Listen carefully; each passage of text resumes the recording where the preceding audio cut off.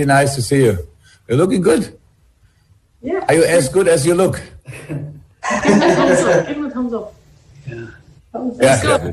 Yeah. What I learned about the people from Liverpool, the first thing I heard, by the way, when I came to Liverpool, that a Scouser is an Irishman or woman who can swim. So that's what people told me. And so we are probably closer to Ireland than each other city in England ever was. So that was for sure is not an issue. That's either rather benefit. And so that's the club. That's what this club is built on. That's what Bill Shankly was heart and soul of. And that's what we really want to keep until today. So in all the things in modern life what changed, these kind of things, they have to stay like this. That in oh my God, I know now I come to You Never Walk Alone, but when it's rainy, when it's dark, when all these kind of things happen, then you need support, then you need friends. And that's what is for us 100% clear. And it's for me easy to be the face of that, because everybody in this club breathes that, eats that, and is exactly like that. So I knew before I came here that it's the right decision. Meanwhile, I know it's the perfect decision. It was the perfect decision, and not for the success we had, just for the things I learned about relationships, for the things I learned about life and love. And so I'm really happy to be here, and I'm really happy to be here today with Family Cox. So. Jurgen, before you took on the job as Liverpool manager, obviously you would have known an awful lot about the tradition and success of the club. But did you know much about the connection to Ireland? And what do you make of the numbers who travel on a regular basis to matches in Anfield in just the way that Sean did on that fateful night? And they don't swim anymore, hopefully. So, no, I had no idea about that, to be honest. I've never thought about it, to be honest, where the majority of Liverpool supporters are coming from or stuff like this. No, I knew about the football and the history. When you are not directly involved and you're not a lifelong supporter, which I cannot say I was that, because I grew up in Black Forest in Germany, so my club was Stuttgart. But then you know all the nice stories, and you hear about the lesser nice stories as well, but from far, they are never as serious as they are when you are really involved. That's what I can say. So I had no idea, but I'm happy, really happy to experience it now. And so my favorite games, or two of my favorite games for Liverpool, were the friendlies at Dublin. So it was just great to play there. Thank you, Ireland, I said after one press conference, I think. It felt in that moment exactly like that, because we were so welcomed in that city. But I heard, meanwhile, some of the Irish people are Man United fans as well. So no place in the world is perfect, obviously. And there are some who are Leeds fans and other clubs as well, it has to be said. But Jurgen, really? Yes, definitely. I didn't know that Ireland is that big. Can I ask you maybe to go back to April 2018, because a very big night in Anfield, a tremendous victory against Roma in the European Champions League that night. How and when did you discover what had happened to Sean?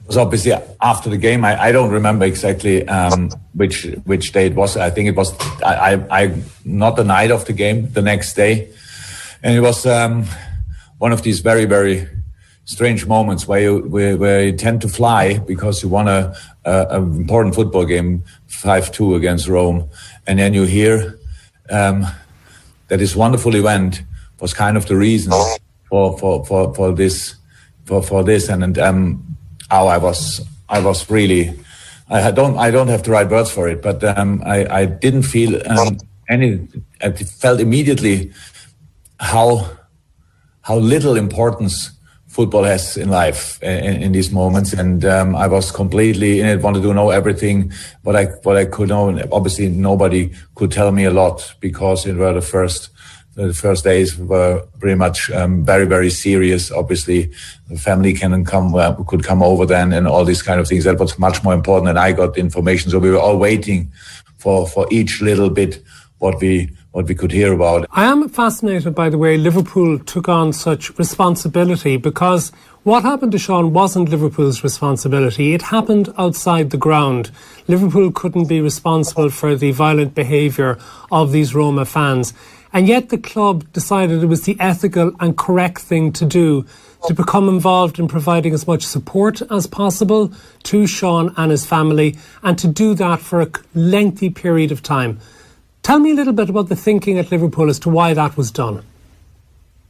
Look, I think it would be now. I'd like to think each club would have done it. I'm here since 5 years now, and I learn every day a little bit more how special this club is. But I think every club would have reacted. But all the people around Liverpool, for us, how I can say, meanwhile, I think that's really special. That the history of this club, with a lot of downs and a lot of highs and some downs, showed always when times are really difficult, then we all stick even closer together. And that's one of the parts I love most about the club and the city. And this was a moment when I was not for a second in doubt that we all maybe not feel responsible for what happened, but responsible what will happen from now on. We feel responsible for what will happen from now on, and that we all try to help as much as we can. And by the way, just for you, Sean and Martina, that's still like this. You hope you know that. And whatever you need, and when no authority in this country or in your country can help, I think we always can find a way where we can make things maybe easier. And we still feel this.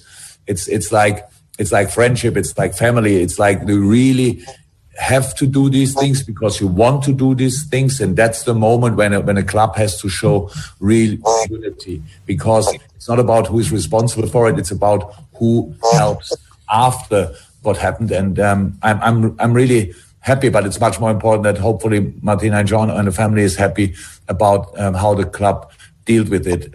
But very important is that it will not stop.